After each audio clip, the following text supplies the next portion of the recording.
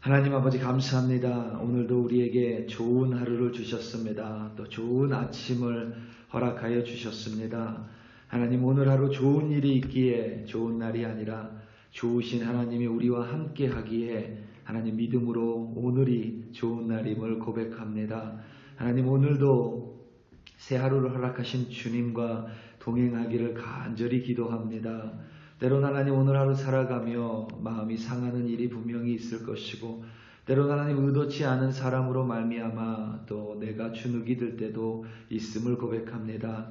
그럼에도 불구하고 하나님 우리의 눈을 들어 하나님을 바라볼 때에 늘 위로자 되시고 우리를 구원하시는 하나님께서 우리를 오늘 하루 위로해 주시며 또한 하나님 그 위로를 통하여 나를 통하여 다른 이들 또한 위로해 주실 것임을 믿습니다. 오늘도 위로의 하나님과 함께 승리하며 기쁜 하루 될 수 있도록 하나님께서 동행하여 주시옵소서. 감사합니다. 예수님의 이름으로 기도드립니다. 아멘.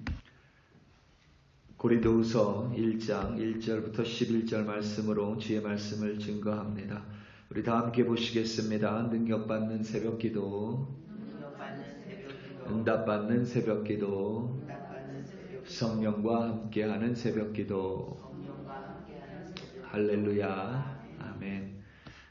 우리가 지난 2주 동안 시편을 함께 묵상했고 그리고 남은 7월 동안은 우리가 고린도 후서를 가지고 함께 묵상하며 새벽 예배에 주의 말씀을 증거할 것입니다. 우리가 지난 2주 동안 살펴본 시편은 모두 다윗의 시편이었습니다. 그 시편이 좀 모두 비슷한 내용을 가지고 있죠. 굴곡진 다윗의 인생 속에서 하나님의 도우심과 그의 구원하심 그리고 그의 인자하심과 위로를 구하는 다윗의 자전적인 고백입니다. 그렇기에 그 속에는 항상 환난이나 고통 그리고 악인들, 대적들이 많이 등장합니다.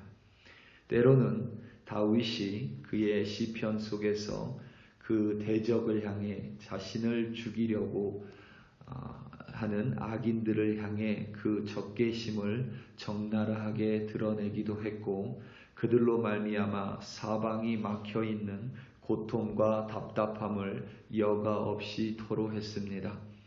다윗은 사람들로 인해 참 많은 고통을 받았습니다.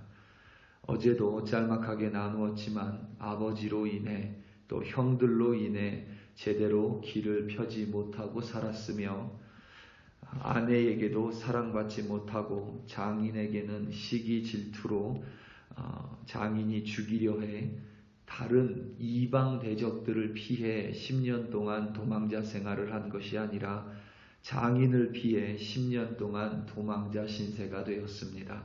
몇십 년 후에는 똑같은 아들로 인해 도망을 쳐야 했습니다.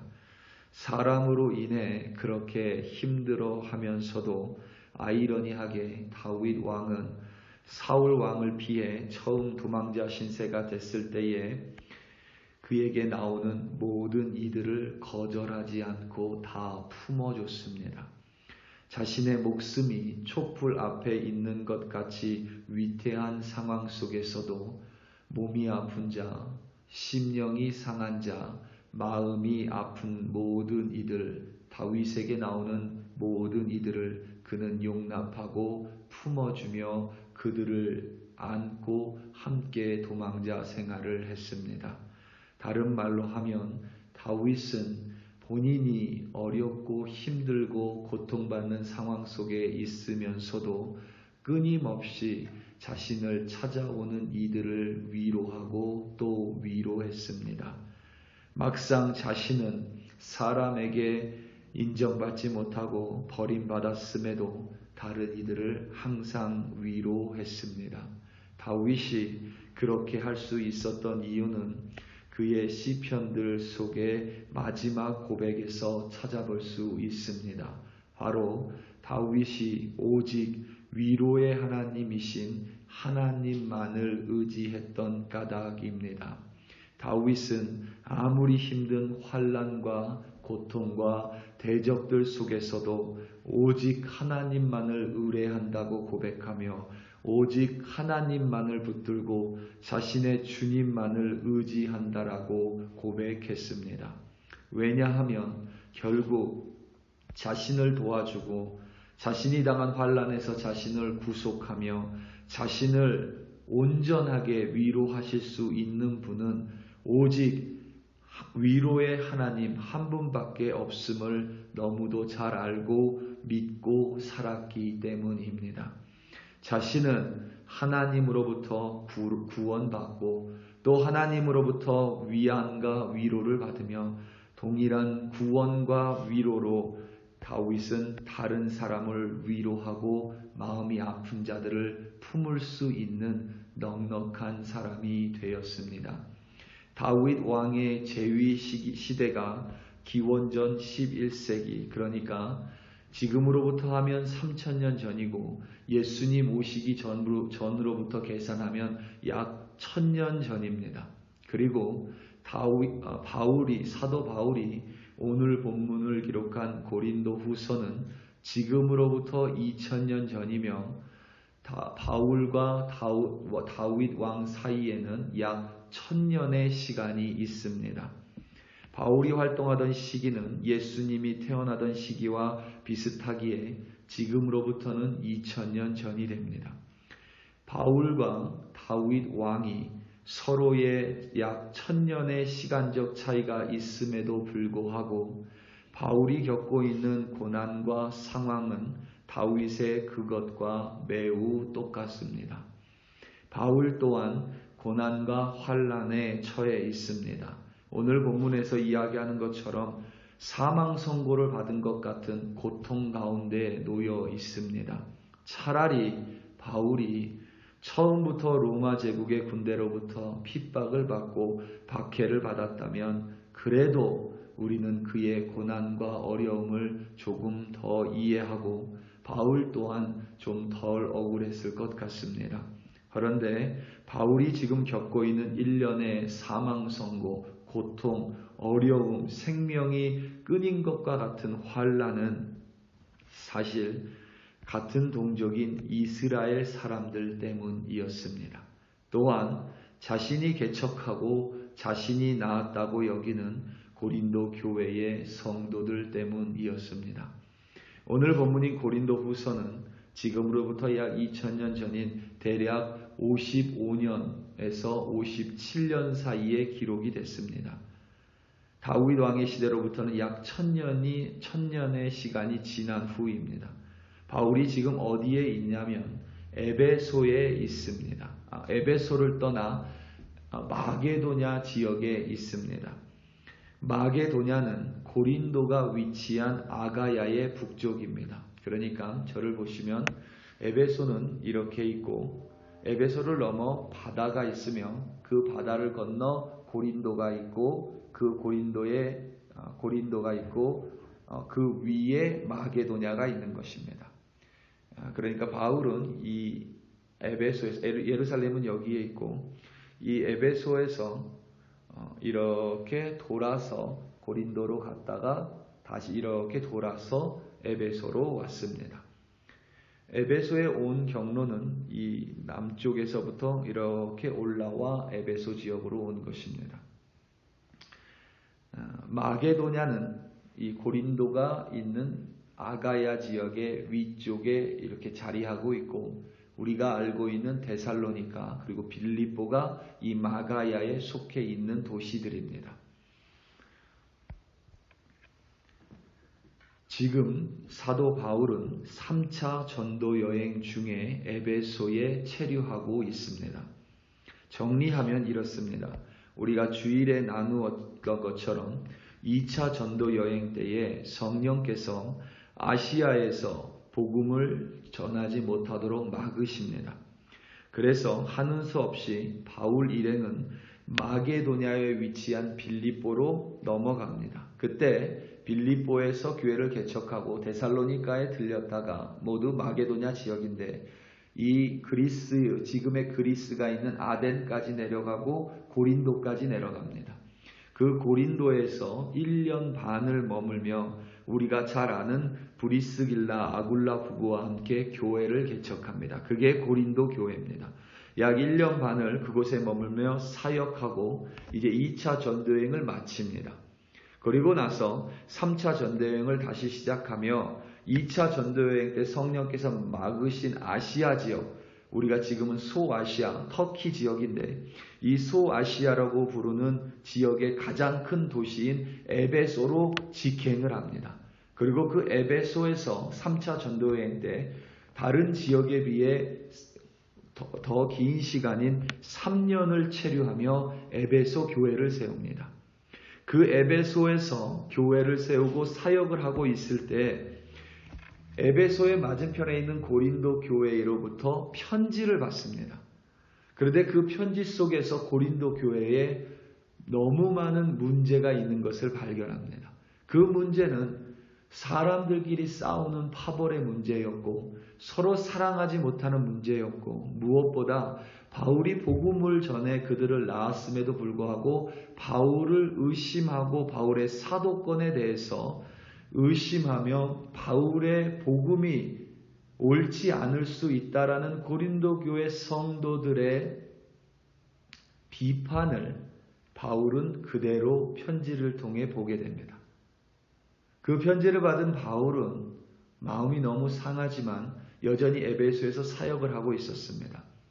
그래서 그 편지를 받고 바울이 편지를 보냈습니다. 편지를 받은 1차 편지죠. 1차 편지를 받은 고린도 교회 사람들이 그 편지에 대한 답장으로 이제 더 적나라한 문제를 적어 바울에게 보냅니다. 여전히 에베소에 있었습니다. 그리고 그 편지를 답장을 받은 바울은 이제 그 답장에 대해서 세세한 편지를 내용을 하나님의 말씀으로 적어 다시 디모데의 편에 그것을 보냅니다. 그것이 우리에게 알려진 고린도 전서입니다. 그런데 그 편지를 받았음에도 불구하고 고린도 교회 성도들은 변화되지 않습니다. 여전히 사도 바울을 공격하고 사도 바울의 복음이 옳지 않다라고 비판하고 서로 싸웁니다. 하는 수 없이 바울은 자신이 직접 고린도를 갑니다. 자신이 고린도를 가면 모든 이 사람들의 문제와 자신에 대한 의심이 해결될까라고 여기지만 바울이 고린도 교회에 방문했을 때 더 심한 다툼이 벌어집니다. 그래서 거의 쫓겨나다시피 바울은 다시 에베소로 돌아옵니다. 그때 바울이 고린도 교회의 성도들에게 내가 다시 올 것인데 그때는 책망을 하리라 하고 에베소로 돌아옵니다. 그리고 나서 다시 고린도로 가려고 계획을 세우다 성령께서 바울에게 이런 마음을 주셨던 것 같습니다. 지금 가면 더 싸움이 심해진다. 분쟁이 심해질 수 있으니 지금 가지 마라. 그래서 사도 바울이 가는 계획을 취소합니다. 그리고 눈물의 편지를 적습니다. 슬픔의 편지를 적어요. 그 편지를 디도의 편에 고린도로 보냅니다. 이 바울이 보낸 세 번째 편지인데 이 편지도 우리에게 남겨져 있지 않습니다. 1차 편지도 남겨져 있지 않고 그 눈물의 슬픔의 편지를 받은 고린도 교회 성도들이 회개를 합니다. 회개를 하고 다시금 교회를 세우고 거짓된 이단 사상을 가르쳤던 교인들을 내쫓고 그래서 다시 교회를 세우고 사도 바울이 전한 복음이 옳다라고 사도 바울의 편에 섭니다. 이 교회가 온전히 회복됩니다. 그런데 그때 교회가 회복되고 있을 때에 에베소 교회에 소동이 일어납니다. 그래서 사도 바울이 에베소에 더 이상 머물지 못하고 쫓겨나서 이 마게도냐로 갑니다. 그러니까 우리는 지금 이것을 모두 알고 있지만 사도 바울은 디도의 편에 3차 편지를 보내고 나서 고린도 교회가 어떻게 됐는지도 모르는 상황, 여전히 자신의 사도성에 대해서 의심받는 상황, 그리고 에베소 교회에서의 유대인들의 소요 반란으로 말미암아 이제 거기서 더 이상 살지 못하고 거기에서 쫓겨나고 매를 맞고 어떻게 할 수가 없어 마게도냐 지역으로 올라가 기다립니다. 그때 고린도 교회의 소식을 들고 오는 디도와 마게도냐에서 만납니다. 그리고 나서 그 자리에서 네 번째 편지를 적어 고린도 교회에 보냅니다. 그게 고린도 후서 네 번째 편지가 됩니다.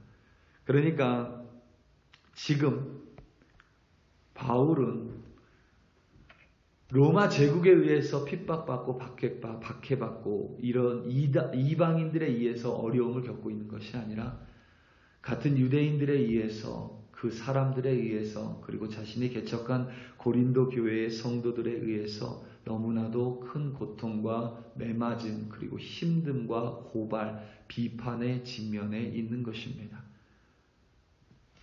그럼에도 불구하고 사도 바울은 고린도 교회에 편지를 보내며 하나님의 위로에 대해서 이야기하고 그들을 품어 그들을 위로합니다. 오늘 말씀 3절에서부터 7절입니다. 찬송하리로다. 그는 우리 주 예수 그리스도의 하나님이시요 자비의 아버지시요 모든 위로의 하나님이시며 우리의 모든 환난 중에서 우리를 위로하사 우리로 하여금 하나님께 받는 위로로서 모든 환난 중에 있는 자들을 능히 위로하게 하시는 이시로다. 그리스도의 고난이 우리에게 넘치는 것 같이 우리가 받은 위로도 그리스도로 말미암아 넘치는도다. 우리가 환난 당한 것도 너희가 위로와 구원을 받게 하려는 것이요 우리가 위로를 받은 것도 너희가 위로를 받게 하려는 것이니 이 위로가 너희 속에 역사하여 우리가 받는 것 같은 고난을 너희도 견디게 하느니라. 너희를 위한 우리의 소망이 견고함은 너희가 고난에 참여하는 자 된 것 같이 위로에도 그러하는 줄 알미라. 아멘. 여러분이 3절에서 7절 말씀 속에 오늘 하루 묵상하시며 위로라는 말이 몇 번 나오나 한번 찾아보시기 바랍니다. 미리 답을 말씀드리면 10번이 나옵니다. 위로라는 말이 우리말로는 똑같은 한국어 위로이지만 헬라어 단어로는 두 단어가 쓰였습니다. 하나는 파라클레이시스고 다른 하나는 파라클레이테오입니다. 이 두 단어는 똑같은 위로 혹은 위로하다인데 조금 다른 게 파라클레시스는 옆에서 돕다이고 파라클레오는 옆에서 말을 건다라는 뜻이 있습니다. 옆에서 초청한다라는 의미 있습니다. 중요한 것은 바로 옆에 있다는 것입니다. 그러니까 사도 바울은 하나님이 늘 나의 옆에 계셔서 나에게 말을 걸어주시고 나를 도와주시는 그 위로가 내게 있으니 나도 너희들의 모습과 상관없이 너희들에게 위로한다라는 의미입니다. 사도 바울이 그렇게 할 수 있는 이유는 오늘 말씀 9절에 있습니다. 우리는 우리 자신이 사형 선고를 받은 줄 알았으니 이는 우리로 자기를 의지하지 말고 오직 죽은 자를 살리시는 하나님만을 의지하게 하심이라. 아멘. 우리 사랑하는 성도 여러분, 세상 가운데 살아가며 우리는 늘 사람들과 더불어 살아갑니다. 그리고 우리는 연약하고 여전히 죄인인 사람들이기에 때로는 그 사람들로 말미암아 아프고 때로는 마음의 상처를 받으며 때로는 나도 의도치 않게 사람들을 아프게 할 때가 있습니다. 그럼에도 불구하고 옆에서 도우시고 옆에서 말을 걸어주시는 하나님, 위로의 하나님을 우리가 늘 바라보기에 우리는 위로를 받고 또 그 위로로 다른 이들에게 위로를 전하는 하나님의 도구가 될 수 있습니다.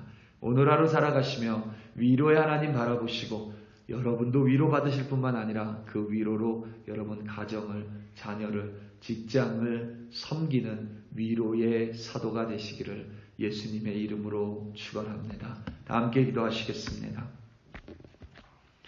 우리 시간 함께 기도할 때에 특별히 열방을 위하여 우리 좀 함께 기도하기 원합니다. 너무나도 힘든 세상을 살아갑니다. 여러분 아시다시피 독립기념일에 또 총기 난사 사건이 있었습니다. 마치 영화에서처럼 아무렇지 않게 총기를 난사하고 여장을 한 채 그 총기를 난사한 범인이 그 장소를 아무렇지도 않은 표정으로 유유히 빠져나가는 모습이 CCTV에 잡혀 모든 사람들의 공분을 샀습니다. 너무나도 힘들고 어려운 상황 속에 사람들은 위로를 구합니다. 우리 이 시간 다 함께 기도할 때에 이 세상의 모든 그리스도인들이 참된 하나님의 위로를 받고 위로의 도구 되게 해달라고 주여 한번 부르시고 합심하여 기도합니다. 주여. 할렐루야 할렐루야 할렐루야. 하나님 아버지, 우리 그리스도인들을 위로의 아버지가 되어주셔 오늘도 우리가 어떠한 상처와 어떠한 말들 속에서도 하나님의 위로를 받으며 살아갈 수 있음을 고백합니다. 우리가 하나님만을 의지하는 까닭입니다. 하나님, 이 세상의 많은 그리스도인들에게 여전히 위로의 하나님으로 파라클레시스로 하나님 존재하시며 그들에게 위로를 내려 주시옵소서. 특별히 하나님, 너무나도 많은 어렵고 힘든 고난의 일들이 있습니다. 하나님, 그것은 사람으로 말미암아 하나님 우리 마음이 찢어지는 것이고 때로는 사람의 말로 때로는 사람의 언행으로 그들의 이기심과 나의 욕심으로 말미암아 우리가 더불어 살아가는 이 세상이 점점 더 지옥과 같이 변해가며 점점 더 너무나도 아파지고 서로가 서로를 위하지 못함으로 말미암아 서로 대적하고 서로 싸우며 너무나도 힘든 이 세상을 우리는 살아갈 수밖에 없음을 고백합니다. 그럼에도 불구하고 우리가 위로하고 위로의 도구가 될 수 있는 것은 오직 위로의 하나님이신 하나님만을 의지하고 하나님만 의뢰하는 까닭입니다. 하나님, 오늘도 모든 그리스도인들이 하나님 바라보게 도와주시고 우리 글로리교회 목생들 어디에서 무엇을 하며 살아가는지 오직 하나님만 의지할 수 있도록 도와주시옵소서. 하나님의 위로가 우리에게 임하게 하여 주시옵소서. 그리하여 하나님의 위로로 우리를 함께하여 주시며 그 위로 들고 가정 가운데 위로의 자녀로 위로의 도구로 직장 가운데 주의 위로를 전하는 자로 하나님 세워 주시옵소서. 할렐루야 할렐루야. 하나님 아버지 감사합니다. 주여 감사합니다.